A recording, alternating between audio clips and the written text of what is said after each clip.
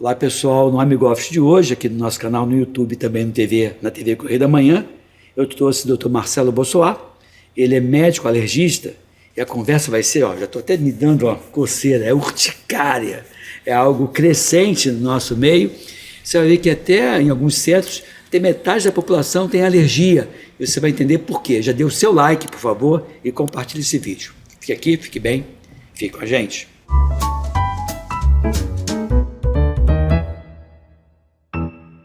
Olá pessoal, nesse bloco aqui com o Marcelo Bossoá, nós estamos entrevistando esse médico alergista com mais de 2 décadas de experiência, de prática médica, coordenador do projeto Brasil Sem Alergia. E nesse bloco eu quero me dedicar à urticária. Não sei você que está me assistindo. Quando eu falo urticária, já dá vontade de dar aquela coçada básica. Nossa. Eu tive urticária quando eu era criança, viu? Algumas vezes. E não é uma coisa que tem mais, às vezes não tem mais. Mas tinha aquelas placas vermelhas altas, coçava horrores. Tem aumentado os casos de urticária também? E a questão também é achar que urticária é alergia, né? E às vezes a última coisa que é alergia, não é alergia, não é processo alérgico. Por exemplo, na sua área. Tem pediatria. Algumas parasitoses que dão. Parasitoses, dão urticária. Infecções virais. As infecções virais também dão. A maioria das urticárias em crianças são infecções virais. E a mãe nos busca, meu filho está com uma alergia, tira tudo da alimentação da criança. Tira leite, trigo, ovo, chocolate, tira tudo. Tira a vitamina D, aí que vai ter mais... Nossa, aí que vai ter mais urticária, exatamente, porque não vai modular o sistema imunológico, né? Então, a urticária tem esse problema. Agora, a urticária ela é dividida em 2 tipos. Ela é dividida em aguda e urticária crônica. Sim, vamos lá. Isso é importante a gente definir isso até para que o telespectador ele entenda direitinho. Não fique apavorado também com o processo de urticária. Mas assim, do ponto de vista de tempo de evolução ou de aspecto? De tempo de evolução. De tempo de evolução. E você também trouxe uma foto desse paciente com alergia. Então, me descreve essa lesão aí. Essa lesão é uma lesão em alto relevo, avermelhada, que pode coçar ou arder ou os dois. Meu Deus do céu. Exatamente. E que pode vir com o chamado angioedema. O que é um angioedema? É um inchaço das mucosas. O paciente pode ter inchaço dos lábios, inchaço da garganta, inchaço das pálpebras, inchaço da bolsa escrotal, inclusive dos grandes lábios das mulheres. Isso traduz maior gravidade? Traduz maior gravidade e a gente inclusive faz a diferenciação da urticária, inclusive do angioedema com urticária e angioedema sem urticária. Quando a gente pega um paciente com angioedema, a primeira coisa a gente pergunta é quanto tempo e se tem urticária ou não tem urticária. Vamos lá. Porque o diagnóstico é completamente diferente. Vamos lá. O angioedema, então... Até aqui o nome do... Dá uma olhadinha na foto aí que nós enviamos, vocês vão ver o que é angioedema. Me falei da minha mãe falando angioedema, porque ela tinha um perfume. Né? Aqui é angioedema. Angioedema. Né? Edema dos vasos. Dos vasos. O extravasamento dos vasos. Dá esses lábios inchados. Mas quando a gente tem, por exemplo, um angioedema sem urticária, não é causado por histamina, é causado por uma outra substância chamada bradicinina. Então, por exemplo, muito comum em paciente que toma remédio de pressão. Sim. Captopril, enalapril, porque eles agem no sistema de bradicinina, eles aumentam a bradicinina e faz com que o paciente tenha angioedema. Então, às vezes, vem um paciente com angioedema sem urticária. Primeira coisa que eu pergunto, qual remédio de pressão você está tomando? A pessoa, estou tomando Pril, não sei o quê. Lisinopril, enalapril, captopril. Eles terminam com Pril.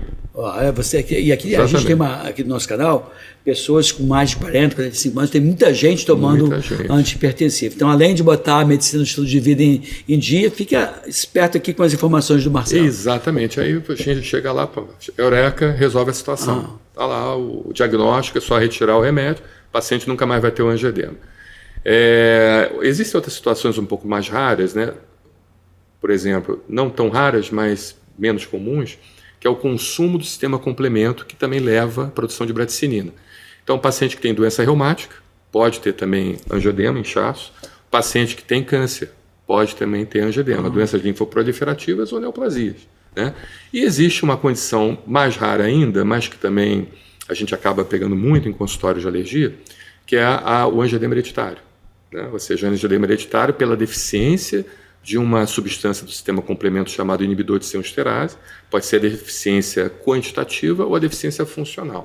Então, esse é o tipo de angioedema causado por bradicinina. Sim. E que o paciente Que não não é deve... alergia. Que não é alergia, que não é causado por histamina. Mas mesmo por histamina também não é alergia também. Entendeu? Muitas das vezes. Às vezes é uma substância que estimulou a liberação de histamina. Exatamente. Como, por exemplo, Exatamente. Então, se por chocolate em excesso. o chocolate pode ter alguma coisa que haja diretamente no receptor de alta afinidade do mastócito e rompa o mastócito. Então, corantes, conservantes podem acontecer, Ou medicamentos. seja, então, assim, na verdade, não é bem o chocolate, é o que está no chocolate. É o que está no chocolate. Quer dizer, se... O chocolate, a não ser que o paciente seja alérgico ao cacau. Não, se ele produz IgE específico ao cacau. Não, estou falando de uma pessoa não ser alérgica e ter liberação de histamina por conta do chocolate. Exatamente, pode ter, mas pode ter liberação de histamina também, por exemplo, por tireoidite Hashimoto. Então, o paciente pode ter um problema na tireoide, uma autoinflamação da tireoide, uma doença de alta agressão da tireoide, o termo mais correto é alta agressão, e produzir anticorpos que não são IgE, são IgG. Entende? E esses anticorpos, por sua vez, eles agem diretamente no receptor de alta afinidade dos mastócitos e causam alergia. Porque a urticária, por exemplo, fala-se muito de urticária crônica espontânea, né? Urticária crônica é dividida em 3 tipos: urticária idiopática, espontânea e induzida. Então, a idiopática é sem causa definida. A induzida é induzida a vibração, induzida a frio, calor, pressão, tato, atividade física, aumento do metabolismo, induz a urticária induzida. Então, por exemplo, o paciente vai tomar um banho de mar, né, e chega todo empolado, né, sai do mar todo empolado, ou pega sol, fica todo empolado. Né? Aí essa não é uma... Isso não é uma urticária, por assim dizer, imunologicamente falando. Não é alergia. É um processo alérgico, mas não tem envolvimento de sistema imunológico, de antígeno. É o próprio mastócito que se rompe ao contato desse efeito físico. Essas agressões ambientais. Essas agressões ambientais, excesso, exatamente. Aí você tem aquela urticária crônica espontânea, que é mais subdividida em 3 tipos: alérgica, autoalérgica e autoimune. Então, alérgica todos nós sabemos. Induzida pelo alimento, pode ser o cacau, pode ser o leite, pode ser o trigo, pode ser o ovo, o camarão, carne de porco. Induzida por ácaros e tudo mais, é alérgica. Autoalérgica é quando você produz uma autoalergia, ou seja, você faz alergia a você mesmo, entendeu?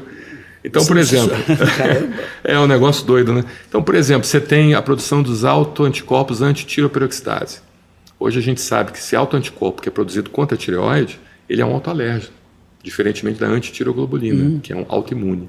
Então, quem tem positivo, e muita gente tem positivo isso, antitiroperoxidase, IgG antitiroperoxidase, tem uma autoalergia, principalmente se ele desenvolve reações, se ele desenvolve urticária, se ele desenvolve vários sintomas pelo corpo.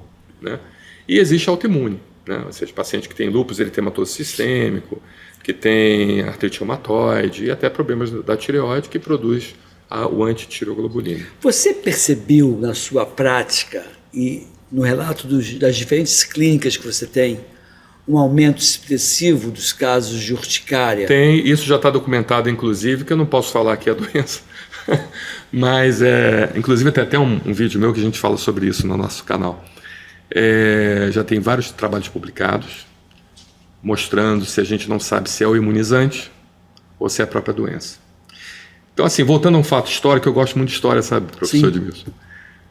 Você sabe que a Segunda Guerra Mundial ela aconteceu por causa de atitudes mal tomadas do Kaiser? Porque hoje os historiadores dizem que a Primeira Guerra Mundial e a Segunda Guerra Mundial foi uma guerra só, né, com um tempo de armistício entre as partes. Mas o Kaiser, ele pegou a gripe espanhola.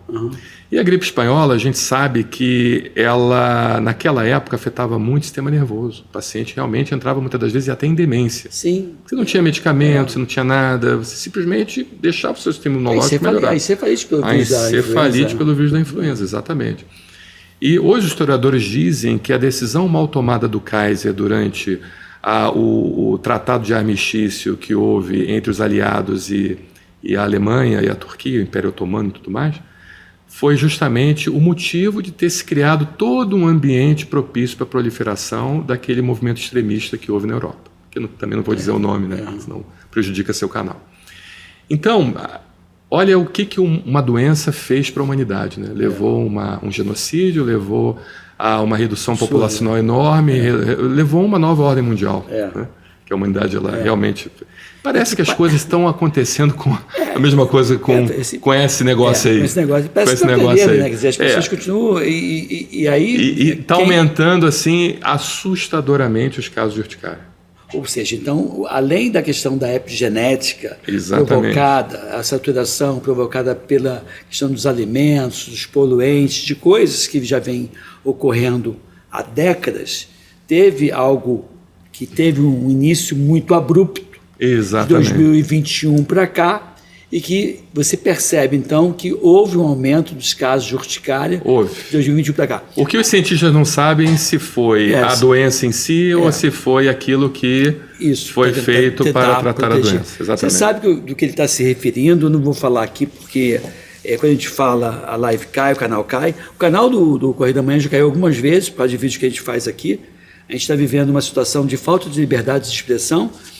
Mas isso é documentado. Bota um PubMed, vai encontrar vários artigos científicos publicados, revistas indexadas, revisadas por pares, multicêntricos. Marcelo, não é. Isso aí não importa. Se eu pegar um texto desse e traduzir do inglês para o português, ipsiliter, sem mudar nada, e comentar ali na minha live, ela cai. Eles me derrubam. Eu fiz um vídeo sobre isso, de um determinado medicamento que foi reposicionado, caiu, e tomei uma punição de 15 dias.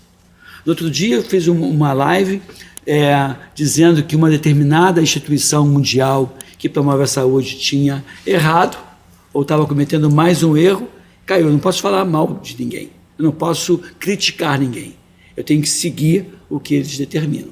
Então, assim, isso é uma coisa muito chata, porque ainda bem que o canal aqui é interessante. Tem pessoas muito diferenciadas. Você vai ver nos comentários que você vai receber que são pessoas que escrevem bem, são pessoas críticas, pessoas preocupadas assim. Eu não tenho um espectador comum. O nosso canal é muito diferenciado. Não estou falando só diferenciado na formação acadêmica, mas na forma de pensar e de criticar e de ter uma visão fora da caixa. Exato. Então é bem legal, por isso que é gostoso falar aqui, porque você vai ver depois os comentários. Espero que vocês comentem aí para eu não ficar aqui fazendo um papel de mentiroso, por favor. Mas então você percebeu essa diferença grande. Muito. Tem como... Não percebi, mas os cientistas também, metodologia científica, perceberam. Então, isso não é só uma percepção subjetiva de um médico que está no consultório. Você não está sendo o Monteiro Lobato inventando uma história, você está repetindo aquilo que você leu e está vendo em termos de artigos. E estou mostrando que... Tendo em vista que houve essa questão, que a gente não sabe se foi pela enfermidade ou pela tentativa de proteção contra essa enfermidade, que vem provocando aumento dos casos de urticária no Brasil, que a gente está falando do Brasil, o que pode ser feito para minimizar isso?